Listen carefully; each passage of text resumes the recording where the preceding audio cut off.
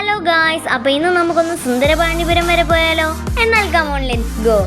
അപ്പം വീട്ടിൽ നിന്ന് നമ്മൾ ഫുള്ളി പാക്ഡ് ആയിട്ടാണ് വന്നിട്ടുള്ളത്. എന്ന് പറഞ്ഞു കഴിഞ്ഞാൽ സ്പീക്കർ, മൈക്ക്, അങ്ങനത്തെ എല്ലാ സംഭവങ്ങളും എടുത്തിട്ടുണ്ടായിരുന്നു. അങ്ങനെ ഞങ്ങൾ മൈക്കൊക്കെ ഓണാക്കി ഞാൻ എൻ്റെ കലാപരിപാടികൾ അങ്ങ് തുടങ്ങി.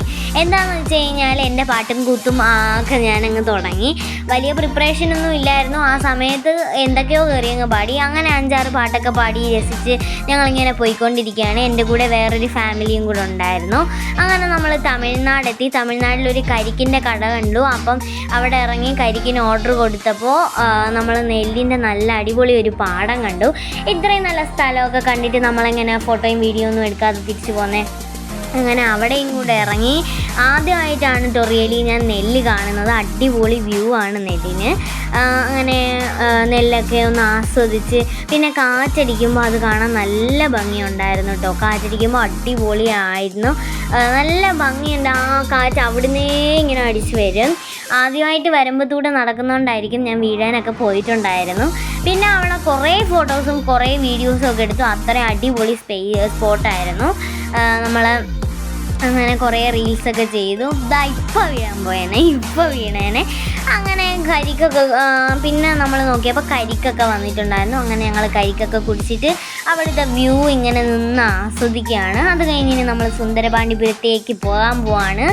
അങ്ങനെ സുന്ദരപാണ്ഡിപുരത്തേക്ക് പോകുന്ന വഴിക്ക് നമ്മളൊരു റിവർ കണ്ടു. നല്ല അടിപൊളി ഒരു റിവറായിരുന്നു. എനിക്ക് ഭയങ്കര ഇഷ്ടപ്പെട്ടു. നമ്മൾ നല്ല ഭംഗിയുണ്ടായിരുന്നു. അങ്ങനെ ഞങ്ങളിങ്ങനെ പോയി നമ്മൾ സംസാരിച്ച് അങ്ങനെ അവസാനം നമ്മൾ സുന്ദരപാണ്ഡിപുരത്തെത്തി. വലിയ ഫ്ലവേഴ്സൊന്നും ഇല്ലായിരുന്നു, എന്നാലും കുറച്ചൊക്കെ ഉണ്ടായിരുന്നു. നല്ല അടിപൊളി വ്യൂ ഉണ്ടായിരുന്നു. അങ്ങനെ ഞാൻ ഏറ്റവും ഫ്രണ്ടിൽ പോയി നിൽക്കും. എന്നിട്ട് ഇങ്ങനെ എല്ലാ വ്യൂവും കൂടെ വെച്ചിട്ട് ഫോട്ടോ എടുക്കും. അടിപൊളിയായിരുന്നു. പിന്നെ സൂര്യകാന്തിയുടെ അപ്പുറത്ത് വേറൊരു പൂവും കൂടെ ഉണ്ടായിരുന്നു. അങ്ങനെ അവിടെയും പോയി നിന്ന് കുറേ ഫോട്ടോസും കുറേ വീഡിയോസും ഒക്കെ എടുത്തിട്ടുണ്ടായിരുന്നു. അങ്ങനെ ഞങ്ങൾ തിരിച്ച് കാറിൽ കയറിയിരുന്നപ്പോൾ ഒരു ആടിൻ്റെ കൂട്ടെന്ന് പറഞ്ഞാൽ ഇഷ്ടം പോലെ ആടുകൾ, 1-2 ഒന്നും അല്ല, ഇഷ്ടം പോലെ എന്ന് പറഞ്ഞാൽ എണ്ണാൻ പറ്റാത്ത അത്രയും ആടുകൾ. നല്ല രസമുണ്ടായിരുന്നു കേട്ടോ.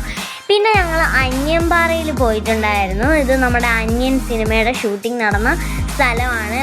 ഞാൻ ഭയങ്കര ഹാപ്പി ആയിരുന്നു അത് കേട്ടപ്പോൾ. എന്ന് പറഞ്ഞു കഴിഞ്ഞാൽ അന്യൻ സിനിമയുടെ ഷൂട്ടിംഗ് നടന്ന ആ ഒരു ഷൂട്ടിംഗ് സ്പേസിലാണല്ലോ ഞാൻ നിൽക്കുന്നത് എന്ന് ആലോചിച്ചപ്പോൾ എനിക്ക് നല്ല ഹാപ്പിനെസ് ഉണ്ടായിരുന്നു. പിന്നെ അവിടെ വരച്ച് വെച്ച ആൾക്കാരുടെ പടമൊക്കെ മാഞ്ഞു പോയി. 2-3 ഇല്ല, ഒരാളുടെ പടവേ ഉള്ളായിരുന്നുള്ളൂ, മായാതെ. അങ്ങനെ ഇനി നമ്മൾ ഓൾഡ് കുറ്റാലത്ത് പോവാണ്. ഇതെൻ്റെ പപ്പ, ഇതെൻ്റെ ഉമ്മ, ഇത് ഷീന മാമി, ഇത് നെതാക്ക ആൻഡ് ഇത് ഡാനിഷ്. അപ്പോൾ അങ്ങനെ ഞങ്ങൾ അവിടെ പോയപ്പോൾ ഞങ്ങളെ കയ്യിലൊരു 7up ഉണ്ടായിരുന്നു. ഞങ്ങൾ ആ കയ്യിൽ വന്ന് ഓടിപ്പിടിച്ച്, ഉമ്മയുടെ കയ്യിലായിരുന്നു, ഉമ്മയുടെ കൈ വന്ന് ഓടിപ്പിടിച്ച് ഒരു കുരങ്ങൻ വന്ന് അത് വാങ്ങിച്ചുകൊണ്ട് പോയി.